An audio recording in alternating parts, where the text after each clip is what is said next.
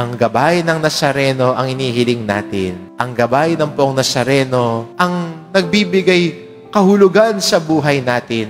At ang biyaya ng Nazareno din ang ating inaasahan sa buhay natin. Kung ganun ang titignan natin, we see how God has blessed my life at ang buhay ko ay punong-puno ng pagpapasalamat dahil mas nakikita ko ang biyaya ng Diyos sa buhay ko. Kaya magandang imbitasyon sa atin bilang Kristiyano, bilang mga deboto na nagmamahal sa Poong Nazareno, na mas makita natin ang biyaya niya sa buhay natin. Hindi aasamin yung wala, hindi hahanapin yung wala, kundi punong-puno ng pasasalamat dahil nakikita natin paano tayo binibiyayaan, paano tayo kinakalinga ng Panginoong Hesus higit pa sa inaasahan at inaasam natin.